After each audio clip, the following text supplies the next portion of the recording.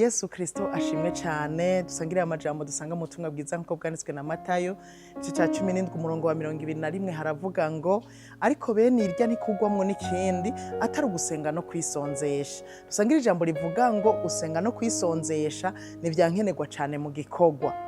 Mu buzima tubayemwo bwa misi yose ntivyama bimeze neza, hari ibihe byo kunezerwa n'ibihe byo kubabara. No mu buzima bw'impwemu naho nyene nuko nyene harabamwe ibihe byo kunezerwa cane ukaduga hamwe wumva umengo ugira uduge mwijuru n'amaguru, n'ikindi gihe wumva umengo wakorotse mbere ukamengo n'Imana iri kure cyane yawe. Ariko nagenda kubwira ivyo bihe nivyakugerako byo kumva umengo Imana iri kure, burya ntibiri kure, ibiri hajya nyene. Iyo tutayitaye yoyo ntiduta cyane atajwi rikwagiriza mu mutima ry'icyaha wakoze utihanye, burya Imana ibiri hafi cyane.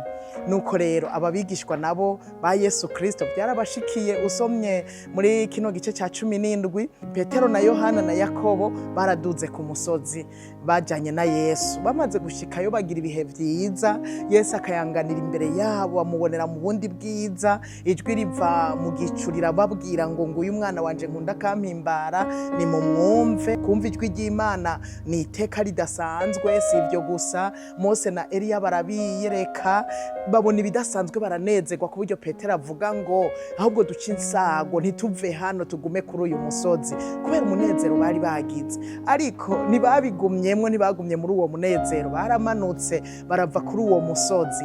Bavuye kuri uwo musozi basanga bategerewe n'umuvyeyi afise umwana agwaye intandara zimutamumurira handi mu mazi, yuzuye ibikovu, ameze nabi. Arabinginga ngo bamusengere akire, ariko baragerageza birabananira. Niho rero uwo muvyeyi yabonye umwami Yesu, yamwikubita ku birenge aravuga ati mwigisha ndakwinginze unkirize umwana. Babigishwa bagerageje ariko vyabananiye. Hanyuma Yesu akankamira iyo mpwemu mbi imuvamwo, hanyuma umwana arakira bamuzima.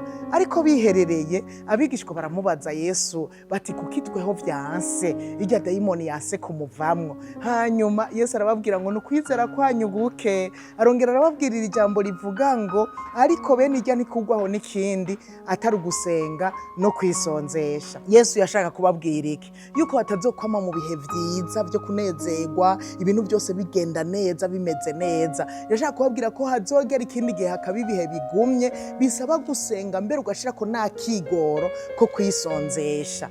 Rero nshuti uri kuranyumviriza, umenye yuko bitazokwama vyera ngo de, utazokwama mu bihe vy'umunezero. Hari ibihe bibabaje na vy'Imana ireka tugacamwo, kandi ikeneye ko dukora iki gikorwa kimwe gusa, dusenge twongere twisonzeshe. Gusenga no kwisonzesha rero ni vyankenerwa cyane mu gikorwa, ari ibikorwa dukora vy'umubiri vya misi yose, ari ibikorwa vy'impwemu.